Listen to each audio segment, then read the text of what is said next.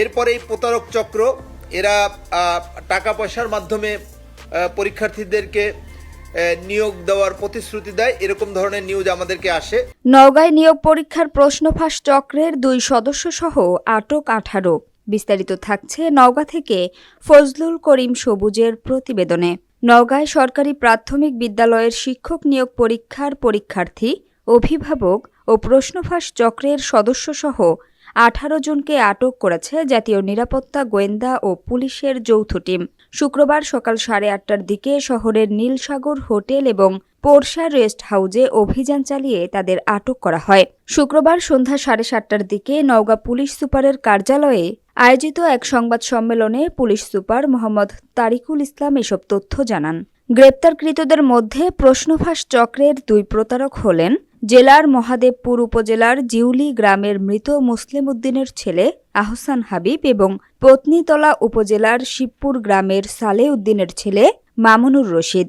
নওগাঁর police super Mohammad Tariqul ইসলাম বলেন, আমাদের কাছে তথ্য আসে একজন প্রতারক কিছু শিক্ষার্থীর কাছ থেকে টাকা পয়সা নিয়ে নওগাঁ শহরে অবস্থিত পোরশা রেস্ট হাউজ নামক একটি আবাসিক হোটেলে পরীক্ষার্থী সহ অবস্থান করছে।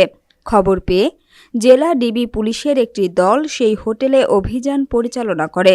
অভিযান চালিয়ে ওই আবাসিক হোটেলের 11 নং কক্ষ থেকে প্রতারক আহসান হাবিব এবং তার সহযোগী প্রতারক মামুনুর রশিদ এবং পরীক্ষার্থী হাবিবুর এবং তার পিতা ফারাজুলকে আটক করা হয়।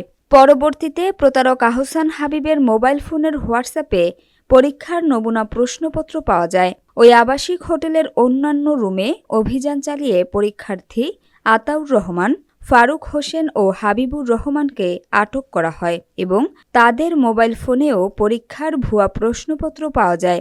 অপর আরেকটি কক্ষ থেকে পরীক্ষার্থী সারোয়ার এবং তার দেওয়া তথ্যের ভিত্তিতে অভিযান চালিয়ে পরীক্ষার্থী আবু সাইদকে আটক করা হয়। প্রাথমিক জিজ্ঞাসাবাদে প্রতারক আহসান হাবিব জানান, সে প্রত্যেক পরীক্ষার্থীর নিকট থেকে 18 লক্ষ টাকা নেবে মর্মে চুক্তি করে।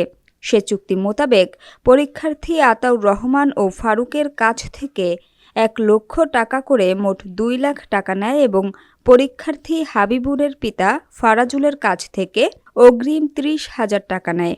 তিনি আরও বলেন, গোপন সংবাদের ভিত্তিতে শহরের হোটেল নীলসাগরে অভিযান পরিচালনা করা হয়। অভিযান চালিয়ে পরীক্ষার্থী রেহান জান্নাতকে আটক করা হয়।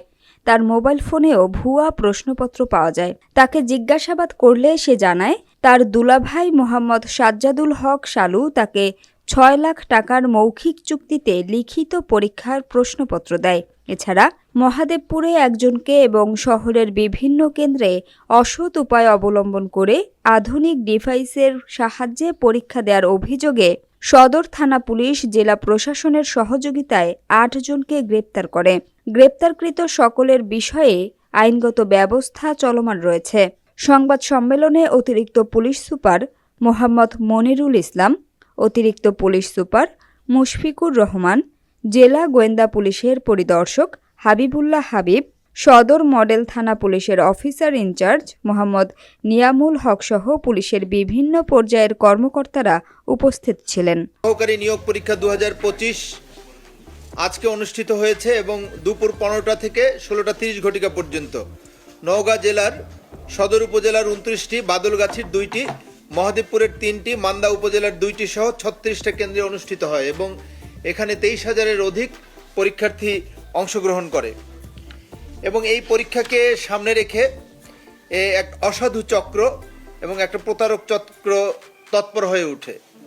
এরকম একটা সংবাদ আমরা গতকালকে রাতেই আমাদের কাছে আসে, আমাদের নিজেদের গোয়েন্দা সংস্থা থেকেও আসে এবং অন্যান্য গোয়েন্দা সংস্থা থেকেও আমরা পাই। এরপরে এই প্রতারক চক্র এরা টাকা পয়সার মাধ্যমে পরীক্ষার্থীদেরকে নিয়োগ দেওয়ার প্রতিশ্রুতি দেয়, এরকম ধরনের নিউজ আমাদেরকে আসে।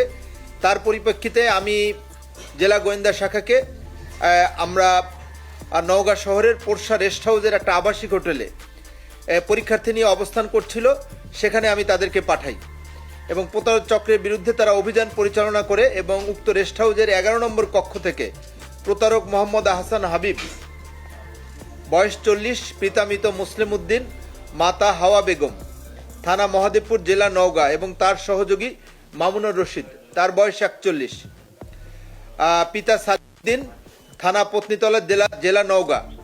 এবং তাদের সাথে ওই সময় পরীক্ষার্থী হাবিবুরের পিতা ফারাজুল কন্ট্যাক্ট করতেছিল, ওই অবস্থায় তাদেরকে গ্রেফতার করা হয়। আহসান হাবিব, আমরা কয়েকজন পরীক্ষার্থীকে জিজ্ঞেস করেছি এবং তাদের কাছ থেকে 18 লক্ষ টাকা নিবে এক একটা চাকরির জন্য।